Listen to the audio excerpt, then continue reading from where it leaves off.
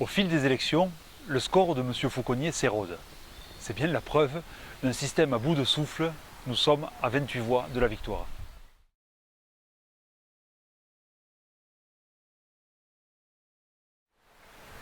Il a confondu la communication du candidat avec les moyens de communication de la mairie. C'est une erreur grossière. Les Centrafricains ne s'y tromperont pas.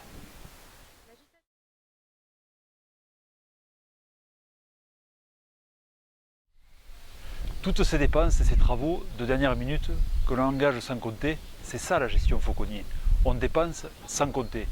Et puis après, en septembre, on s'étonne devant la feuille d'impôt de payer des fortunes de fiscalité locale.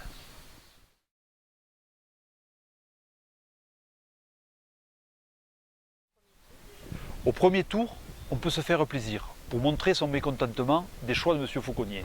Au second, on fait un choix pour gagner. Il n'y a qu'un seul choix pour éliminer M. Fauconnier, c'est voter pour notre équipe et sa pluralité.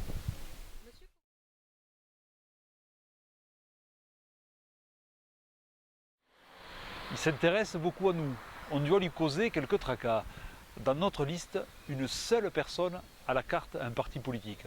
Nos colistiers, ce sont 28 personnes qui sont sans parti pris et issues de familles du centre, de la droite, de la République en marche, des sans-étiquette et des personnes issues de la gauche.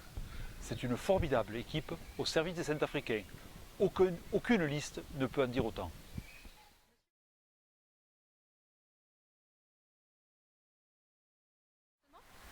Aujourd'hui, les Centrafricains ne veulent plus de clivage. La mairie de Saint-Afrique, bien sûr, elle doit travailler avec la région, mais elle doit aussi travailler avec le conseil départemental. Demain, notre équipe travaillera avec Carola Delga. Je l'ai démontré quand le conseil départemental est intervenu à hauteur de 3 millions d'euros sur le projet touristique de Roquefort, le même montant que la région. Il en va de l'intérêt du territoire. Les susceptibilités à la méthode Fauconnier, on s'en moque.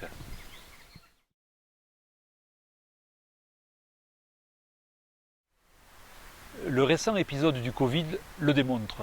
La prestation de services de soins à domicile est une des actions du conseil départemental. Elle est assurée à Saint-Afrique par le CCAS. Demain, son action ne pourra être qu'étendue.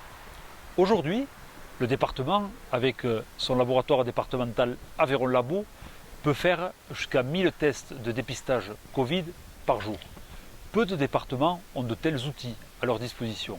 Demain, le maire, le vice-président du conseil départemental que je suis, aura tous les outils en main pour actionner des nouveaux dispositifs de solidarité et porter les projets de santé publique.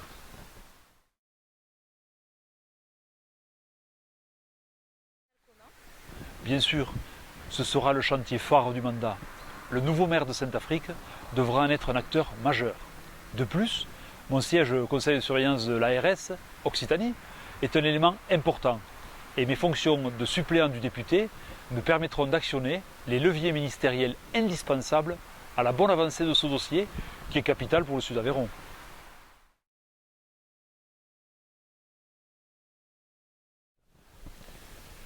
Notre liste va arriver en tête, donc ce scénario sera vite oublié.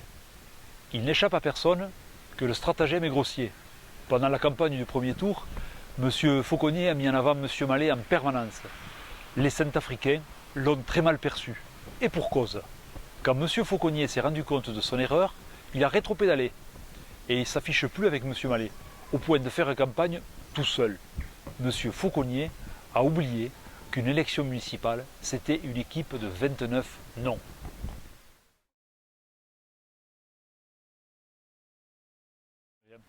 Je crois aujourd'hui qu'il faut que nous prenions tous conscience que nous sommes à un tournant de l'histoire de Saint-Afrique, à la fin d'une ère ancienne et au début d'une prometteuse. Le futur maire de Saint-Afrique sera un maire protecteur, sera un maire rassembleur, sera un maire à l'écoute de tous. Saint-Afrique ne peut pas rester l'éternel endormi comme elle l'est aujourd'hui et ne se réveiller que lors des crises ou une fois tous les 6 ans pour les élections municipales. Nous méritons mieux.